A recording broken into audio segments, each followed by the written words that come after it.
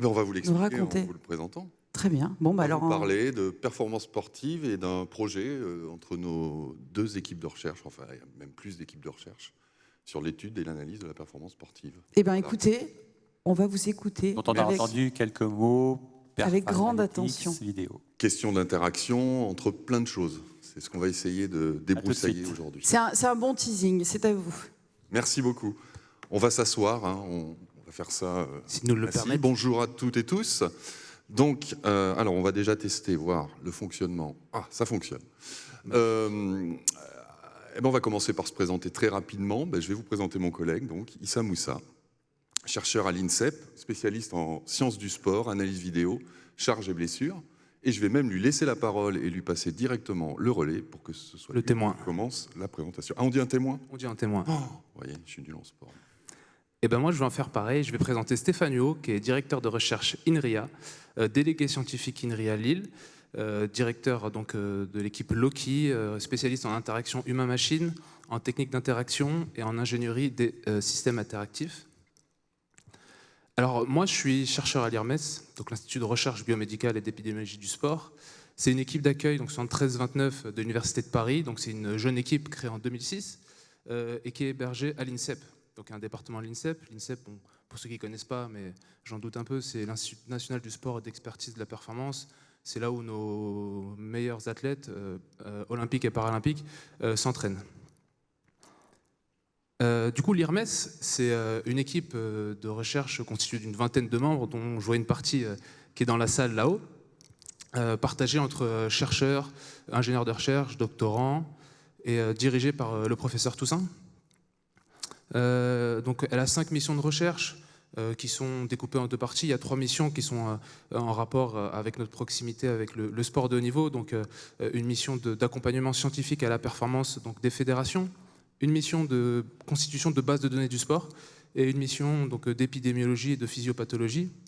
Et elle a 2 missions un peu plus communes, on va dire, aux équipes classiques, à savoir la diffusion et la vulgarisation des savoirs et la formation d'étudiants. De ces 5 missions découlent 4 axes de recherche pluridisciplinaire. Le premier, c'est la physiologie expérimentale.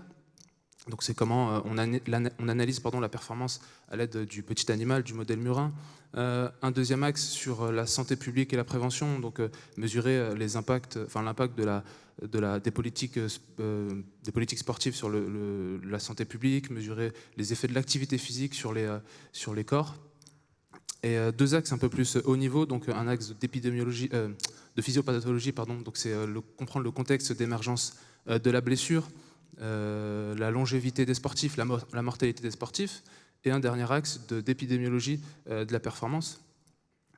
Et c'est dans ce dernier axe, ou ces deux derniers axes, que s'inscrivent 4 projets en vue de Paris 2024. Donc le premier qui est un projet d'analyser la spécificité de la pratique féminine de haut niveau. Donc c'est un champ qui est assez peu investigué en sciences du sport et qui, en substance, traite de la relation entre le cycle hormonal, les cycles menstruels et la charge d'entraînement, le contexte d'émergence de la blessure, des indicateurs de fitness et de well-being.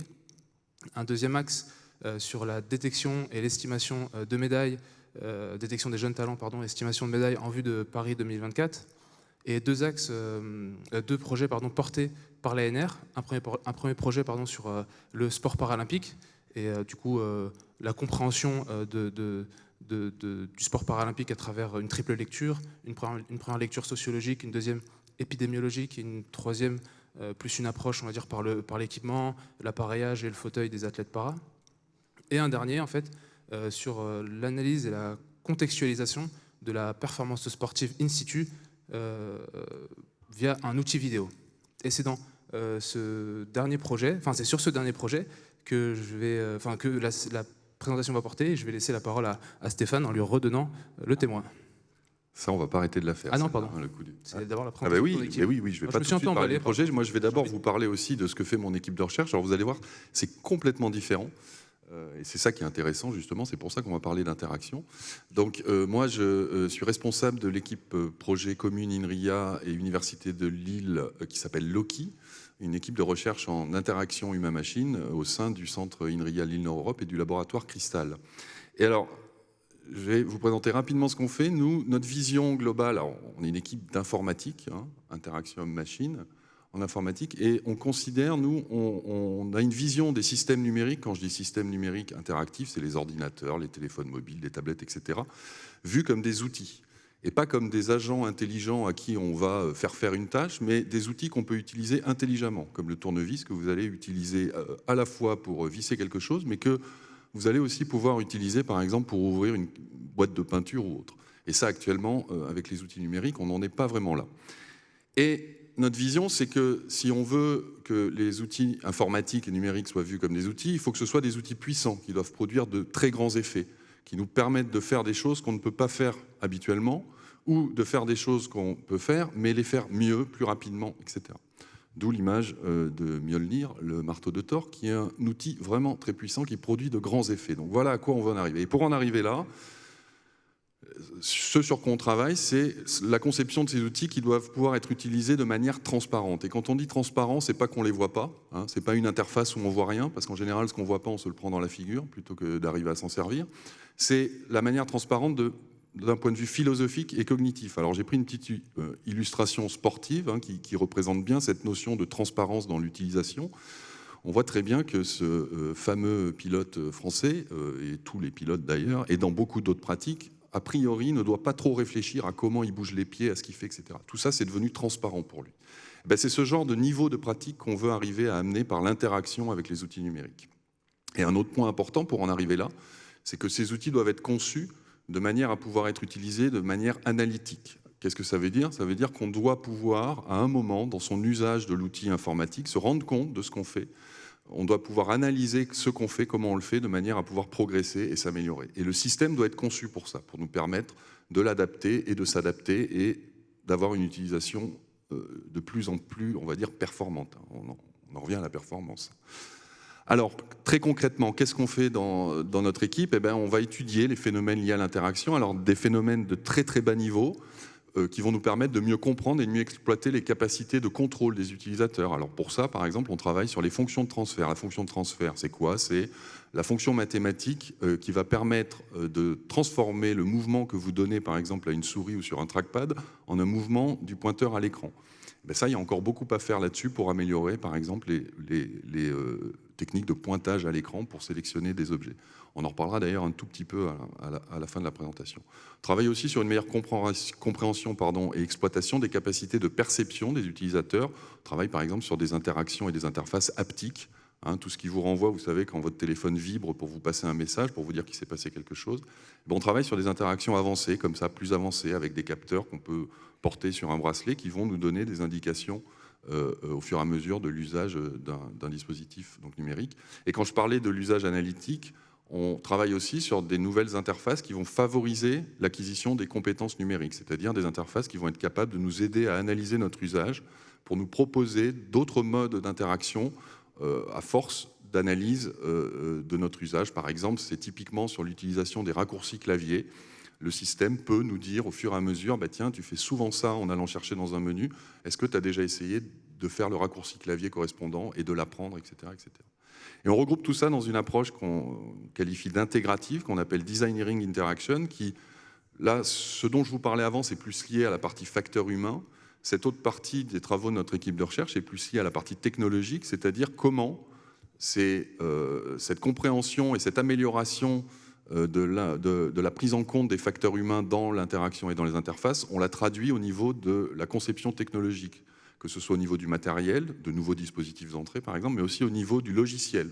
Et là, je parle des architectures logicielles, des langages de programmation pour programmer ces nouvelles formes d'interaction. Et quelque chose à quoi on tient et qui est aussi une des raisons pour lesquelles on est là aujourd'hui, c'est qu'on a une approche horizontale, on étudie cette interaction avec les systèmes numériques dans de multiples contextes.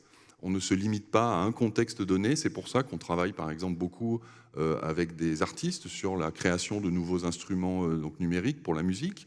On travaille aussi en interaction mobile, on travaille aussi sur l'interaction avec de grandes surfaces pour l'éducation par exemple, et depuis très récemment, on travaille aussi avec des gens, avec des collègues d'autres domaines sur le sport et la performance. Et c'est là où, justement, si on parle de performance sportive, je passe la main à mon collègue beaucoup plus spécialiste. Bah merci Stéphane. Je voulais introduire justement cette partie sur la performance sportive avec cette image, donc cette image des Jeux Olympiques de Tokyo, donc cet été, c'est la cérémonie d'ouverture. Et l'ajout, enfin au centre, vous voyez donc la célèbre maxime plus vite, plus haut, plus fort, et l'ajout en fait de ce nouveau mot ensemble. Et en fait cette extension, cette mise à jour de la maxime, elle me fait penser à deux choses. La première, déjà le mot ensemble, il traduit un peu des idées de rassemblement, de choses qu'on va faire conjointement, d'interdépendance, de relations et d'interactions. Et la deuxième chose, c'est aux Jeux Olympiques. Les Jeux Olympiques, c'est clairement l'endroit où on va assister aux plus belles, ou plutôt aux performances sportives les plus abouties, où l'expression de l'athlète est, on va dire, la meilleure, parce que c'est là où il est censé être le plus près, entre guillemets, possible, et pour aller chercher donc, la plus belle des médailles. Et donc, en fait, cette performance sportive, en fait, elle est juste le fruit de nombreuses interactions. Donc, on a souvent cette idée d'aspect un peu multifactoriel de la performance sportive. Et on a aussi donc, cet athlète qui réalise cette performance sportive, il est en relation avec lui-même. Donc, c'est un athlète, j'ai envie de dire, un peu... on conçoit un peu comme une machine biomécanique, une machine physiologique, et on le voit comme une somme de relations qu'il a avec son corps, qu'il a avec son état de forme, son état de méforme, son bien-être, etc., ses aspects cognitifs. Et on a aussi l'aspect un peu plus interaction de l'athlète, donc non plus avec lui-même, mais avec son environnement. Et donc on a le terme environnement un peu au sens large, et on pense dans un premier temps à l'environnement climatique, mais je voulais aussi mettre l'emphase sur l'aspect, on va dire, environnement sportif, avec la relation qu'il a avec ses partenaires, donc dans le but de construire des stratégies collectives, la relation qu'il peut avoir avec ses adversaires, et là on est plus dans une idée d'analyse de la concurrence, de veille concurrentielle, une relation qu'il peut avoir aussi avec le règlement, donc comment il adapte la règle, comment il s'adapte au règlement et qu'il ne la subit pas. Après, il y a d'autres manières de s'adapter. Il y a, Stéphane me faisait penser hier aussi à l'équipement. Donc, on a une idée un peu d'athlète au centre d'un réseau, au croisement en fait, de nombreuses interactions et de beaucoup d'influences.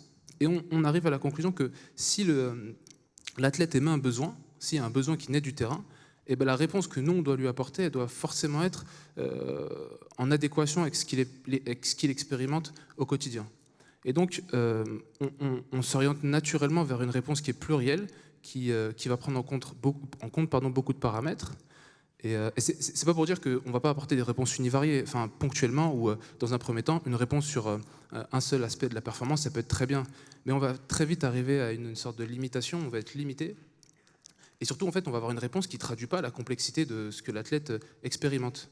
Et donc, en fait, cette approximation du réel, de la réalité du sportif, par une approche globale, une approche un peu holistique, et ben en fait, ça va être le constat, enfin, c'est le constat du projet un peu Perfanalytics que Stéphane va nous présenter juste après.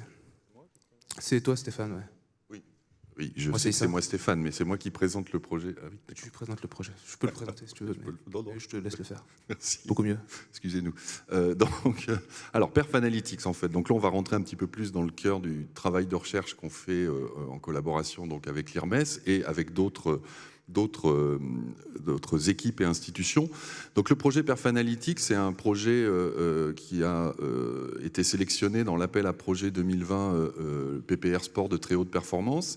Donc il regroupe 9 équipes de recherche de cette institution. Hein, vous avez les logos, je ne vais pas vous les relire, mais ce qui est intéressant, c'est que ces équipes et ces institutions, c'est de la recherche en informatique, en computer vision, en interaction homme-machine, en biomécanique, c'est de la recherche en sciences du mouvement, c'est de la recherche en sciences de la performance, hein, l'INSEP, etc., etc. Donc c'est vraiment un projet pluridisciplinaire. Nous travaillons donc avec 5 fédérations et 3 structures de sport de haut niveau. Donc c'est très ancré dans aussi la pratique et l'étude de la performance, vraiment pour apporter des réponses dans le cadre de cet appel, évidemment. Alors, le contexte global du projet et son objectif, c'est de travailler sur l'analyse vidéo pour l'extraction, l'analyse et l'objectivation des données de performance. C'est très lié à ce que vous disiez, à ce que nous disait Issa sur cette vision multifactorielle de la performance.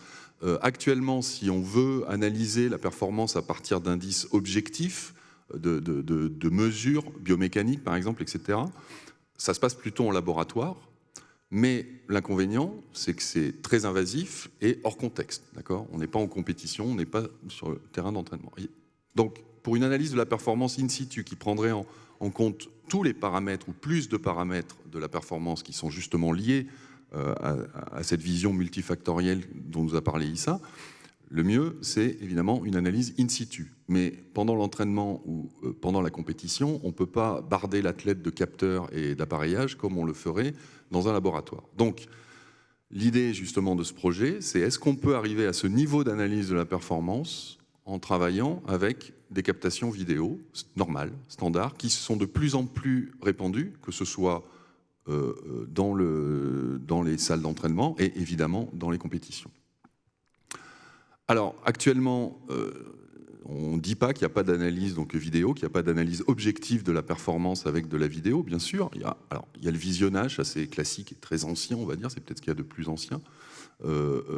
Mais ça reste subjectif et de haut niveau. Hein. On ne va pas pouvoir analyser des caractéristiques biomécaniques juste à partir du visionnage. Et même les analyses plus objectives et plus multiniveaux avec les outils actuels ne vont pas permettre justement de rentrer dans ces détails plus fins. On va aussi rester, même avec des outils automatiques ou semi-automatiques, à un niveau très haut et on ne va pas pouvoir descendre, par exemple, sur des paramètres liés, par exemple, à l'étude du mouvement, etc.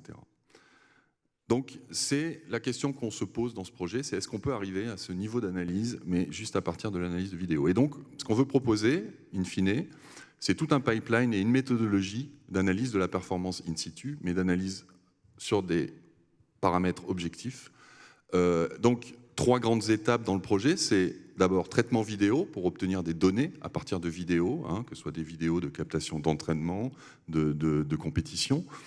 Et ensuite, encodage biomécanique des athlètes. Donc, c'est la création, on va dire, d'un jumeau numérique de l'athlète. Et c'est là où il y aura potentiellement une partie appareillage comme en laboratoire, mais très réduite. Et le point est justement, un point difficile, de relier la captation des données en vidéo et les données qu'on a extraites des vidéos avec cet encodage biomécanique qu'il ne faudra pas refaire à chaque fois. Et la dernière étape du pipeline, traitement statistique de tous ces indicateurs de performance qu'on aura pu extraire à partir de ce pipeline.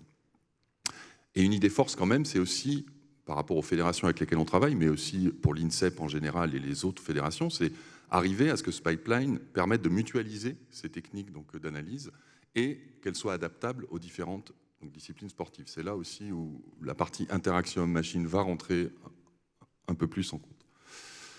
Alors, j'avais prévu, mais je vais passer très rapidement sur les verrous scientifiques à chaque étape. Déjà, première étape de l'extraction des données dans l'analyse vidéo, le problème que ça pose, c'est que justement, il n'y a pas de capteur, très forte variabilité entre les différents sports et les qualités des captations, besoin de robustesse et de précision, justement, si on veut faire de l'analyse de critères très fins au niveau biomécanique, il faut qu'on soit sûr que cette extraction de données qu'on fait va être robuste, précise, et il faut qu'on la valide. Et ensuite, dans la deuxième étape, sur la reconstruction et l'analyse biomécanique, ce problème, je vous parlais de la construction du jumeau numérique des athlètes, c'est le problème de la précision et de la qualité de cette reconstruction biomécanique des athlètes par rapport à la mobilisation possible des athlètes. Comme me dit souvent Issa, les athlètes sont très optimisés en temps et on ne peut pas se permettre de les mobiliser une semaine dans un laboratoire avec des capteurs pour capturer leurs jumeaux numériques. Donc ça, c'est une des questions importantes dans le projet. Et peut-être la question la plus importante, c'est la mise en relation des données qu'on aura pu extraire des vidéos avec ce jumeau numérique. Voilà. Et le troisième point, ça on ne va pas trop s'étendre là-dessus aujourd'hui, on parlera d'ailleurs plutôt du premier, c'est dans cette analyse statistique, la définition et l'extraction à partir de cette double modélisation et extraction de données à partir des vidéos de Key Performance Indicators qui vont être adaptés à chaque type de pratique et à chaque besoin. Et évidemment, les outils pour les analyser après. Et c'est là où je vais d'ailleurs te repasser la main, parce que maintenant on va passer un petit peu dans les premiers résultats, dans les premières choses qu'on a fait justement dans ce projet. Et sur cette première partie, sur cette première étape du pipeline et l'extraction de postures et d'événements pour l'analyse du mouvement à partir de vidéos. Tiens, le témoin, c'est ça, tu m'as bien dit, on appelle ça un témoin. J'espère que t'as pas le Covid, parce que on se passe souvent quelque chose. Ah oui. Tu l'as? Non, Non, bah non, ok. non. Enfin, c'est vite. Et du coup, les travaux en cours, donc je vais vous présenter. Donc, je vais d'abord faire juste un léger constat de ce que nous on a fait. Donc en fait, à l'IRMES, on travaille préférentiellement avec deux fédérations du projet, donc la boxe et la lutte, parce qu'en fait, géographiquement, ils sont situés sur le site. Et le constat, il est assez simple. C'est que si on voulait, donc, les fédés n'ont pas attendu Perfonetic le projet pour commencer à noter, à noter des vidéos et à réanalyser les vidéos, mais ce qu'on a constaté, c'est que c'était souvent une lecture qui était temporelle. Donc en fait, il y a une relecture souvent a posteriori, c'est jamais ou c'est rarement en live de la vidéo d'intérêt pour récupérer en fait les points clés, les éléments qui leur semblaient pertinents.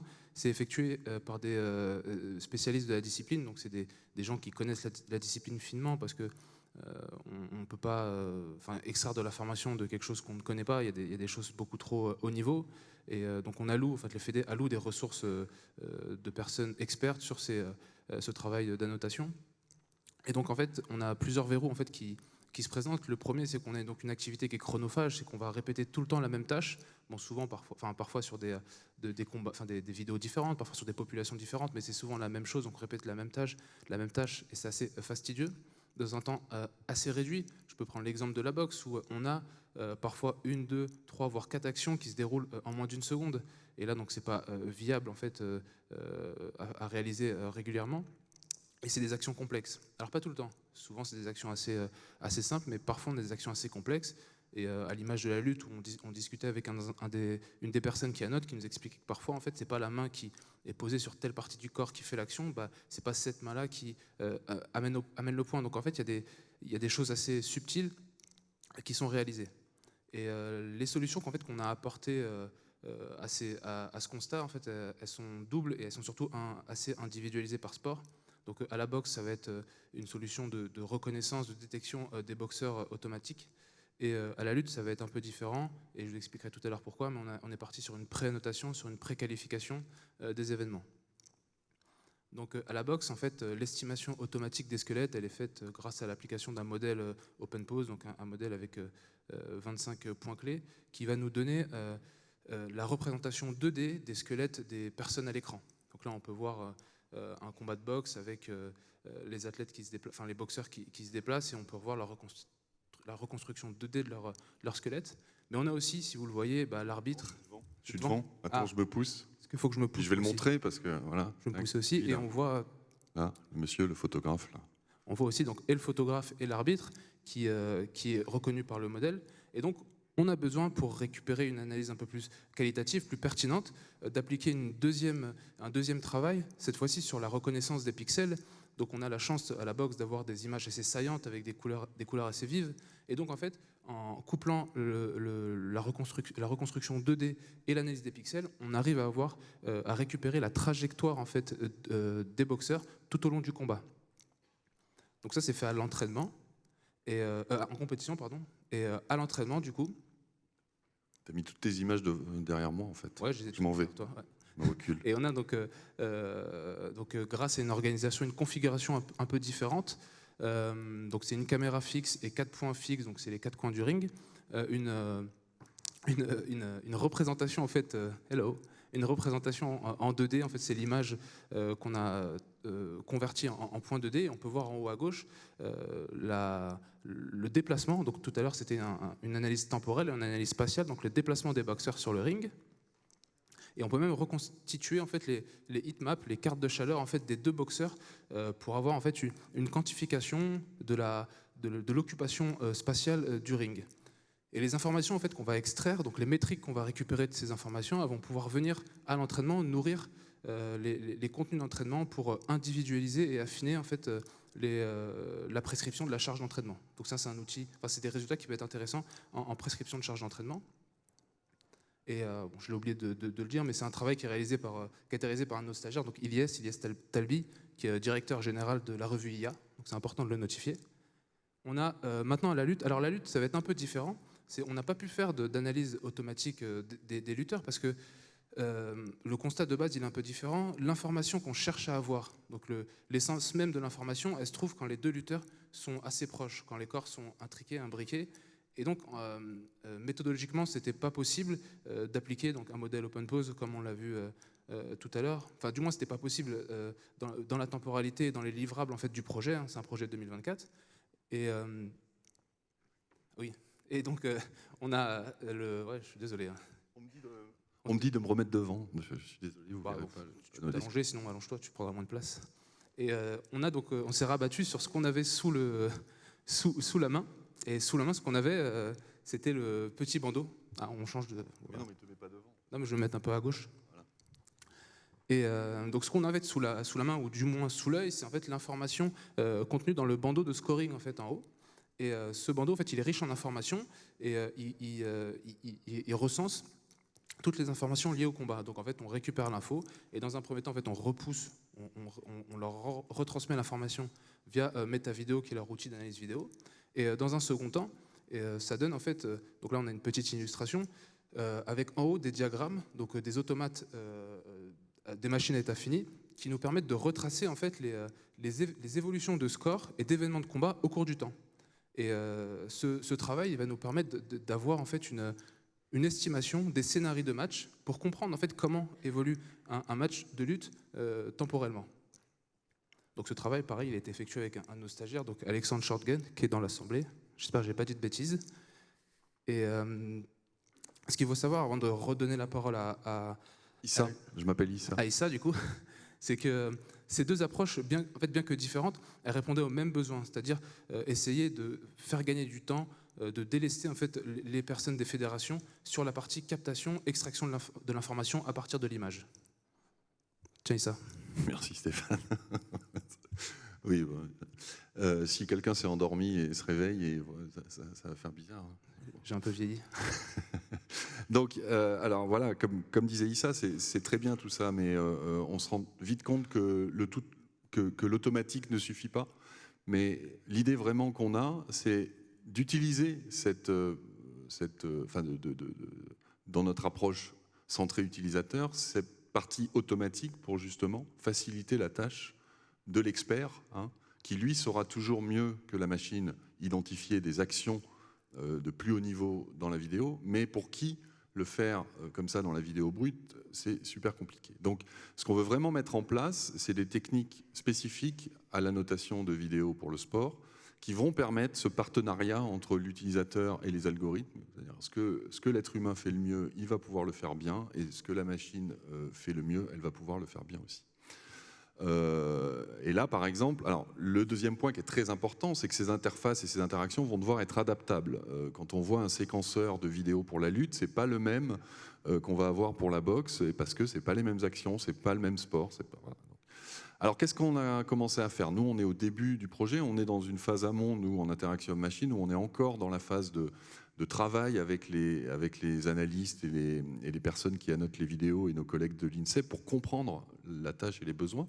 Mais on a déjà quelques de premières pistes sur comment on va pouvoir améliorer justement ces outils pour la notation vidéo. Deux points principaux. Le premier, c'est le contrôle du temps.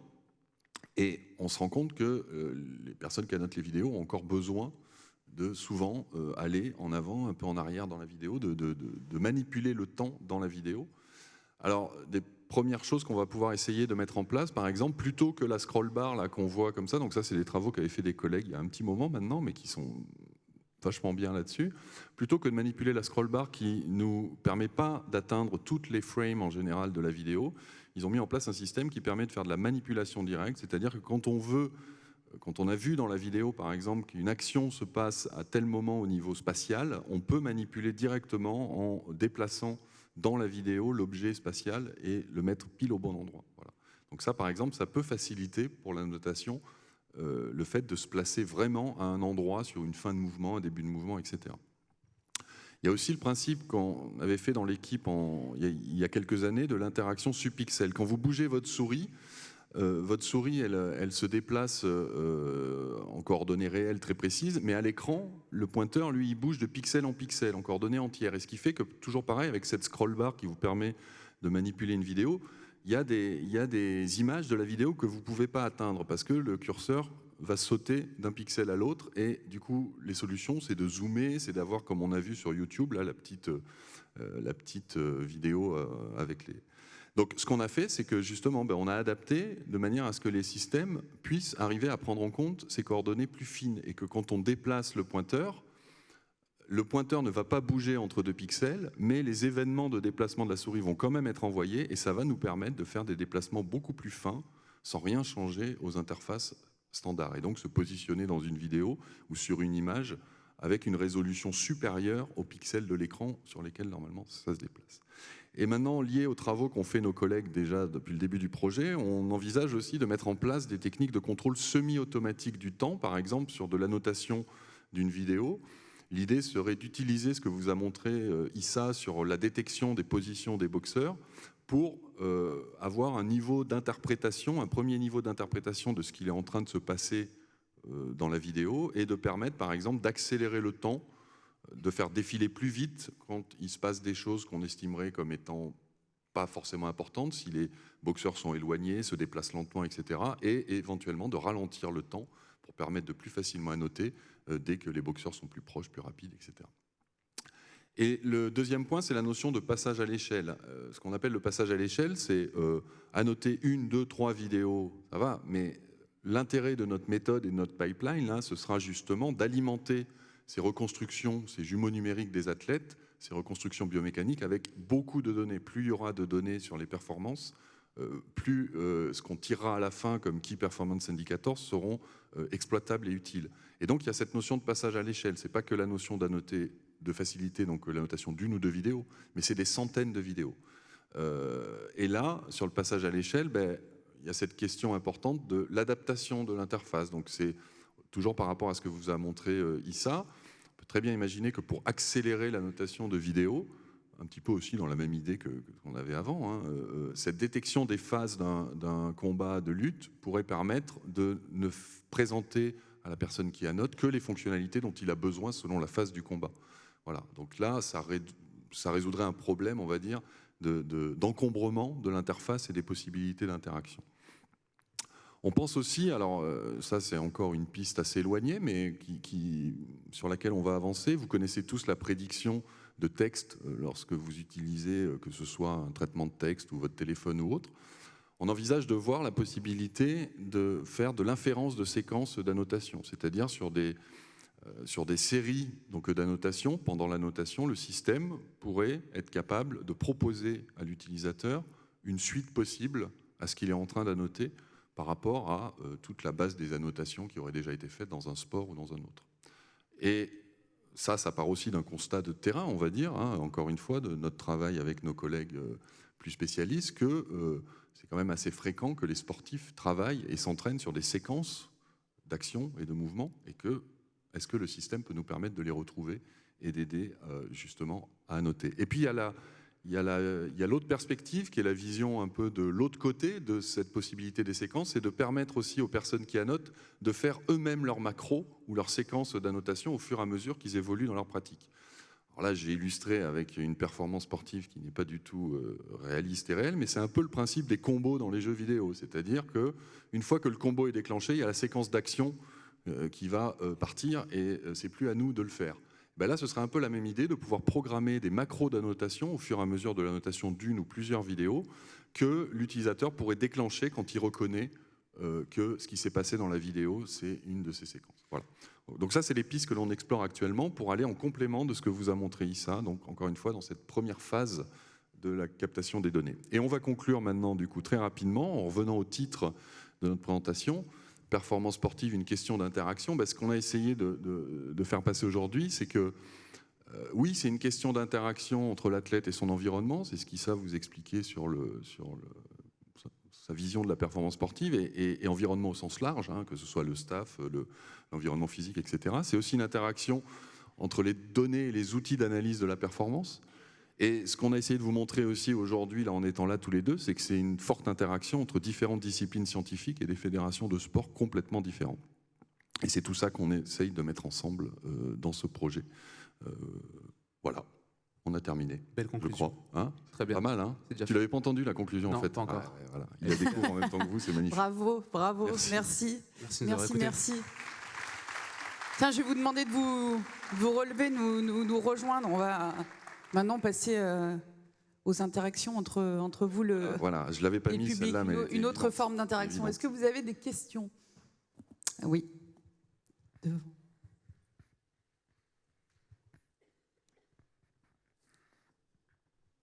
Bonjour, j'avais une question par rapport à la boxe, parce qu'il y a différents styles de boxe et du coup, je voulais savoir comment vous modélisez pour savoir si c'est une bonne action ou une mauvaise action, sachant que par exemple, on peut avoir, notamment aux Jeux Olympiques, les Cubains, ils ont une garde très basse avec les mains très super basses, ils n'ont pas de garde du tout, et, alors qu'en France, on peut s'y retrouver des styles qui sont très orthodoxes, très garde haute, etc. Et comment est-ce qu'on fait la différence entre les différents styles et comment est-ce qu'on voit si c'est efficace ou non?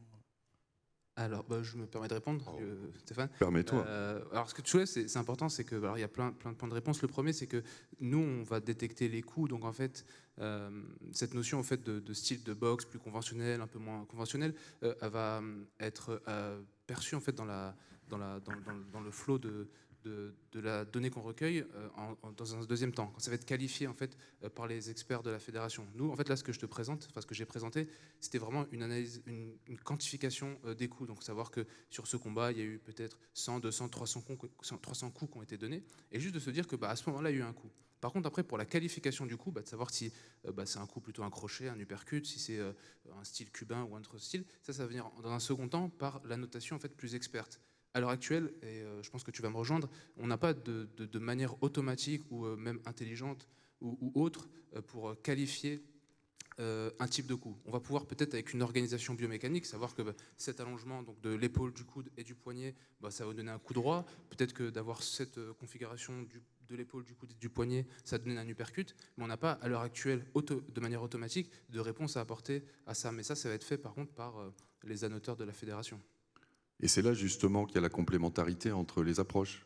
C'est exactement ça, c'est-à-dire que la machine est capable de détecter des coups ou des positions, etc. Mais l'être humain, lui, est capable de les qualifier, comme vous expliquiez, tel style, tel type de coup, etc. C'est justement là où il y a un gros travail d'interaction, dans cette collaboration. Comment faire que l'un travaille avec l'autre et pas une délégation à la machine qui ne sera jamais complète, mais un être humain aussi qui est submergé par trop de données. Qu'est-ce que la machine peut préprocesser pour que lui ensuite fasse ses qualifications plus précises? Et la notion d'adaptabilité dont je parlais, c'est aussi ça, c'est-à-dire que être capable, nous, en tant que scientifiques, de ne pas forcément avoir envisagé toutes les possibilités qui pourront arriver pour les fédérations par rapport à leurs besoins, mais leur fournir des systèmes qui leur permettront de les faire évoluer. Ça, c'était l'usage analytique dont je parlais. C'est faire des systèmes assez ouverts pour que les spécialistes puissent les améliorer eux-mêmes, en fait, une fois que nous, on a donné le corps technologique. Est-ce qu'il y a une autre question?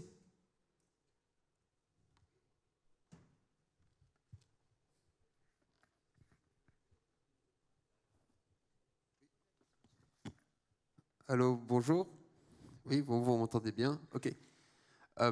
Merci beaucoup pour cette présentation. Alors c'est un peu dérangeant, il y a en plus un délai. Bon, tant pis. On vous entend bien et normalement. Okay. Moi, c'est Florence Loz, président et cofondateur de Norme 3D, qui est donc une entreprise de traitement d'images et de données 3D.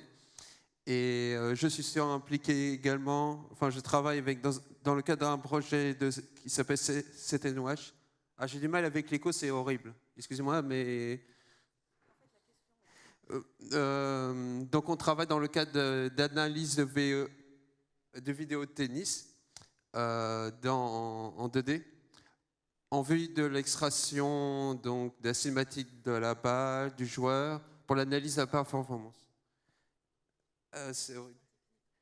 Donc on voulait savoir si vous comptez analyser des matchs de tennis, dans quelle mesure vos outils peuvent s'intégrer pour l'analyse de la performance au tennis. Voilà. Je prends la main et tu compléteras. Le projet, en fait, il repose sur un consortium qui est donc dédié entre guillemets à 5 fédérations que Stéphane a présenté. Maintenant, on est dans un cadre Paris 2024 Et bien sûr, s'il y a des choses qui sont transférables, adaptables à d'autres sports, on le fera. Après, donc, si c'est que de l'analyse cinématique, c'est quelque chose, je pense, qui a déjà été fait. Donc, on n'apportera pas quelque chose de nouveau. Mais bien sûr, on reste ouvert à toute collaboration. Et je parle sous le contrôle de Stéphane et de Lionel aussi, qui est dans l'Assemblée, parce que c'est le directeur du projet, porteur du projet. Je pourrais avoir des problèmes avec lui. Moi, je contrôle rien. Non, oui. Je pense que nous, en tant que scientifiques et chercheurs, mais impliqués dans ce projet pour Paris 2024, notre intérêt, c'est déjà de lever des verrous scientifiques qui vont permettre aux fédérations d'avoir de nouveaux outils. Après, encore une fois, je parlais d'adaptabilité. Notre objectif, c'est que ce pipeline puisse permettre de donner une méthodologie et les nœuds technologiques qui font que cette méthodologie existe, de manière à ce que ce soit potentiellement adaptable à plusieurs pratiques sportives. Voilà. Donc, nous, on ne travaille pas pour le tennis pour le moment, mais vous n'avez rien contre le tennis. On n'a rien du tout. Mais du coup, voilà, il fallait se focaliser sur un cœur de pratiques sportives assez variées, mais pas beaucoup non plus. Donc, les fédérations avec lesquelles on travaille sont bien représentatives de différents styles de sport. Et donc, ça nous permet déjà de lever pas mal de verrous. Mais évidemment, notre objectif est que ça profite à plus. Merci beaucoup. Merci.